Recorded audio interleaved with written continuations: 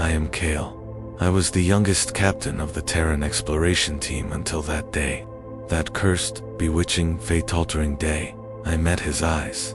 We first encountered him in the ruined ruins of the Ezra's system. I didn't know his name then, but his eyes were like the only safe haven, shining silently in the midst of a storm of stars. Deep and fearful, and somehow filled with pain. At first I thought he was an agent. His appearance was so close to human, yet almost too perfect. Slanted eyes, pale purple skin, a soft yet harsh tone of voice. He didn't say much. In fact, he didn't say anything at all, but he watched me.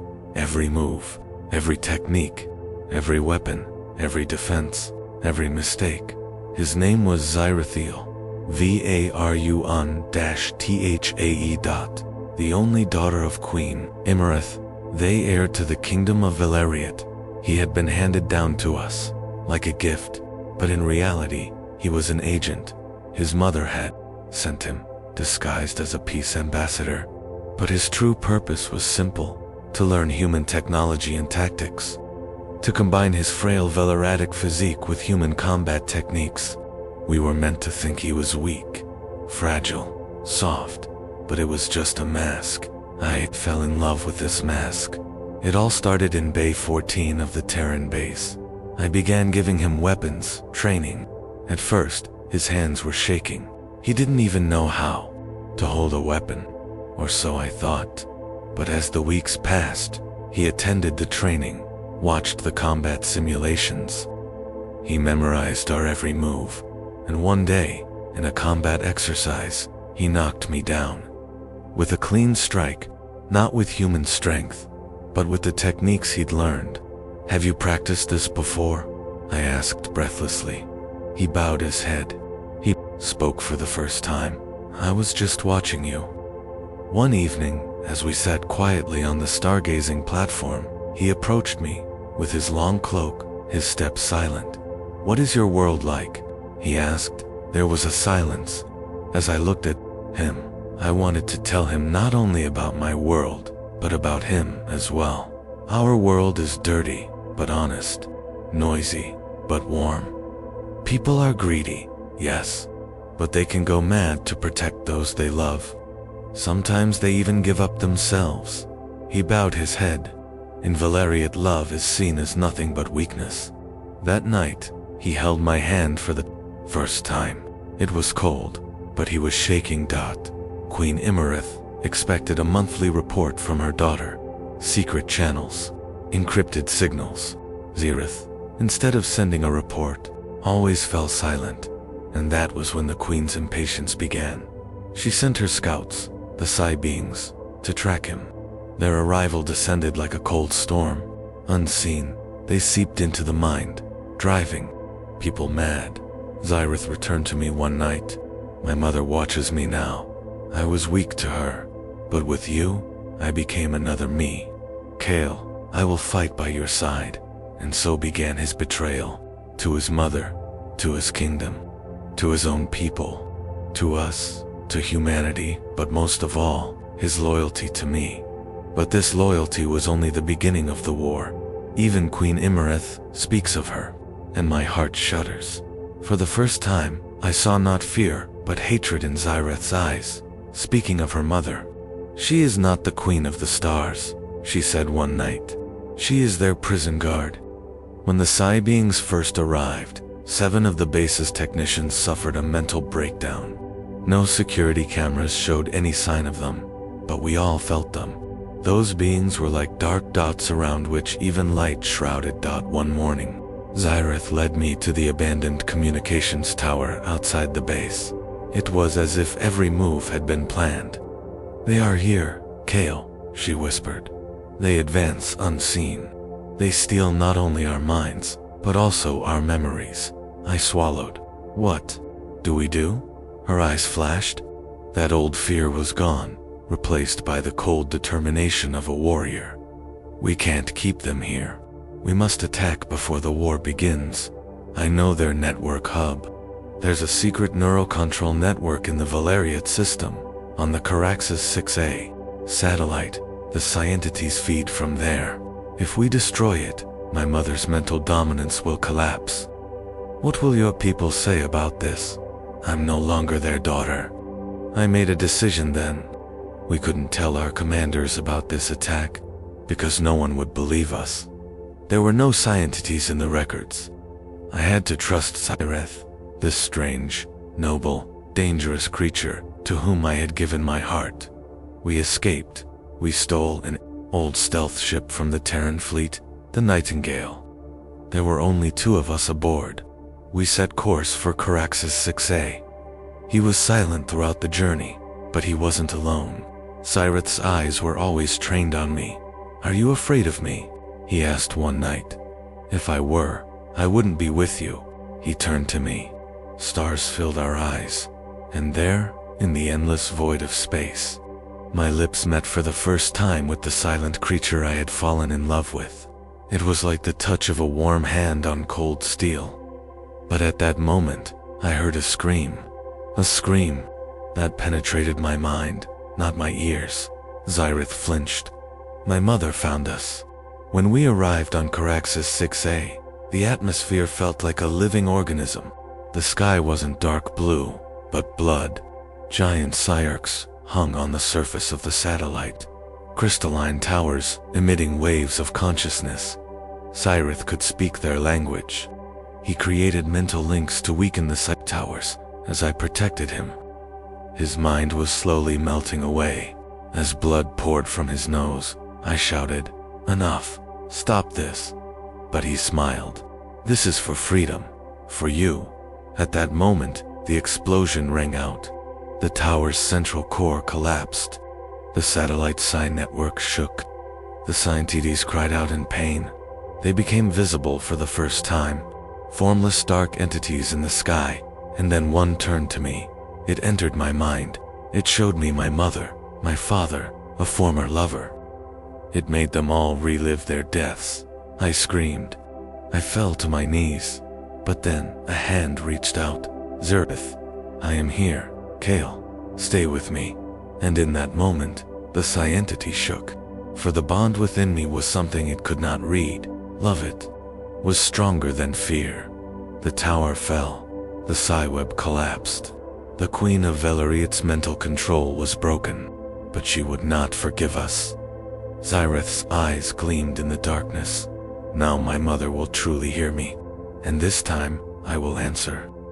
When we returned from Caraxes 6A, we weren't fugitives, but wanted criminals. The Terran High Command had branded our unauthorized incursion as disobedience. But another threat awaited them. Emerith, the Queen of Velariet, no longer lurking in the shadows, but from the stars. Zerith and I landed the Nightingale on an abandoned asteroid station. There, we met with the handful of my former crew, who still believed in us. Commander Frel, Tactical Officer Iona, and most importantly, my old mentor, Commander Diran.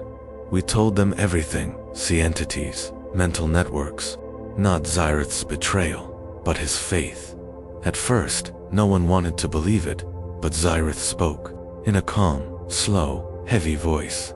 "If my mother wins, not only your will vanish, but ours as well. Every living thing will become a wrinkle in her mind. This is not war. This is an invasion of minds." Commander Diran stared at me.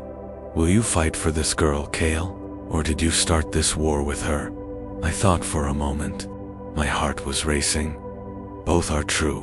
The plan was simple, yet it seemed impossible.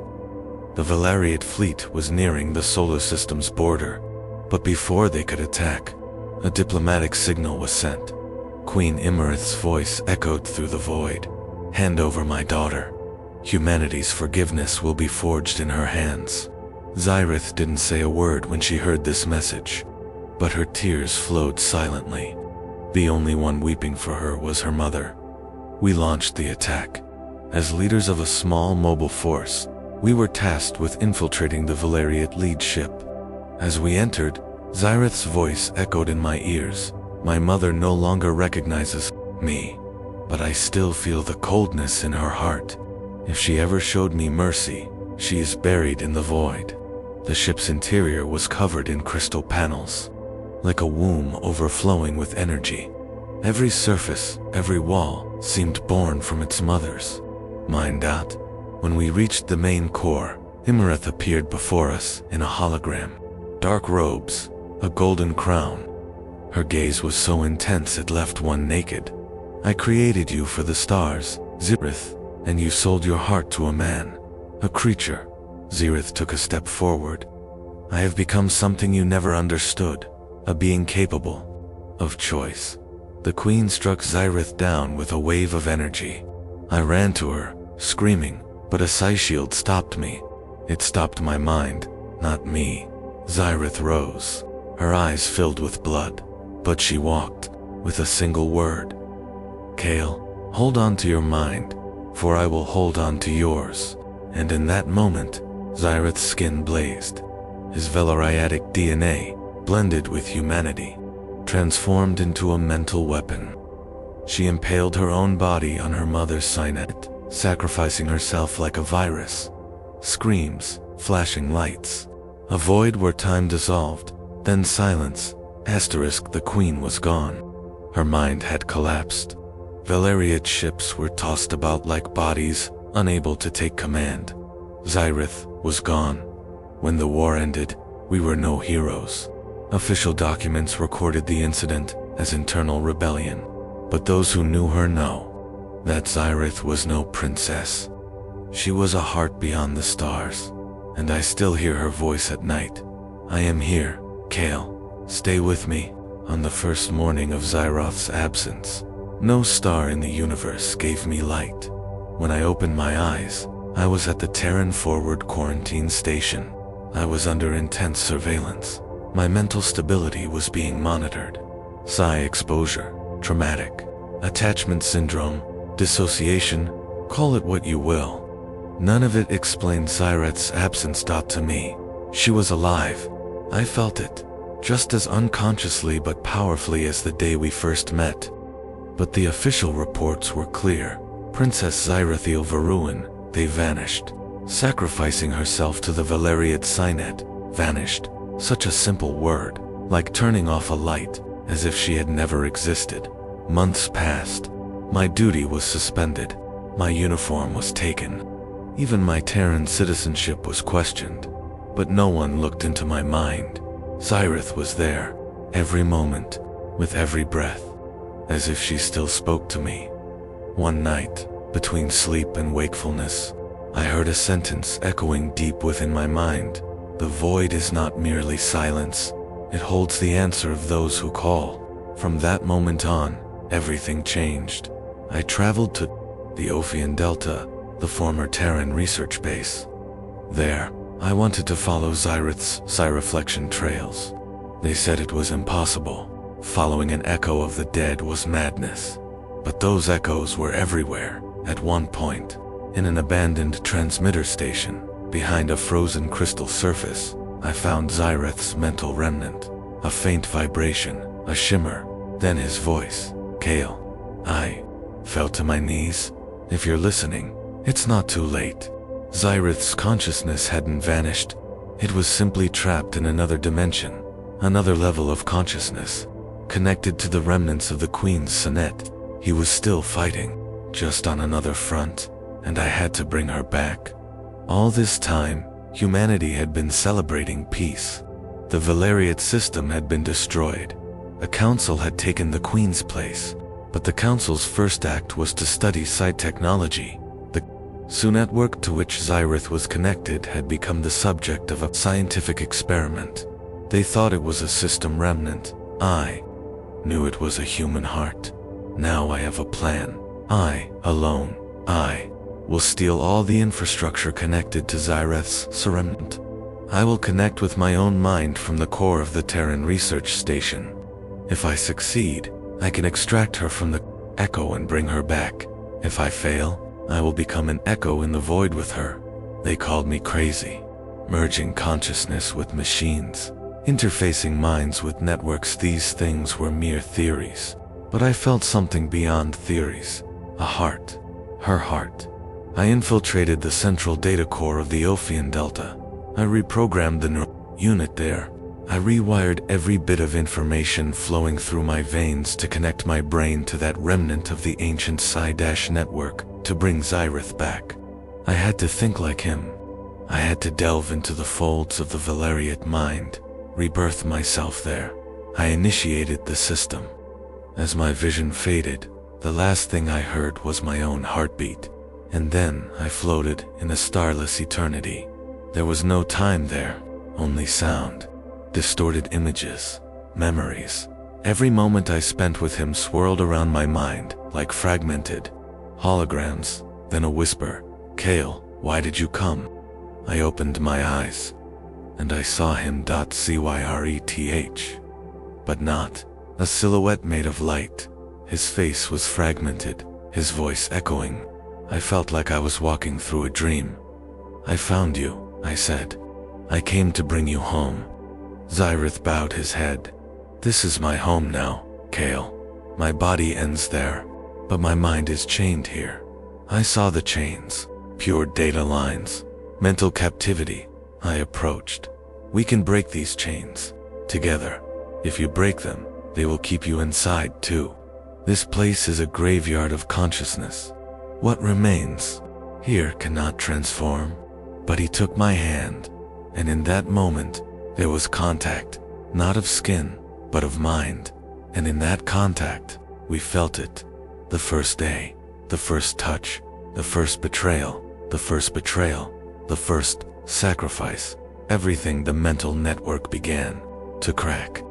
The codes collapsed. The signals went dark. The station's data systems were screaming. But I was with him. When I woke, my breath was taken away. Someone was beside me, real, alive. Cyreth. He opened his eyes. This time they were in color, like human eyes. But that ancient consciousness within him was still there. "Kale," he whispered. Coming out of the void was the echo of love. Xyrith's rescue was not recorded in history. It was no longer a document, but a legend. We, on a distant planet, hidden from view, built a new world. A world that belonged neither to Terran nor to Valeriot, but only to our hearts. Sometimes we look at the stars together at night. He is silent. I listen, because some silences are the most beautiful melody of eternity.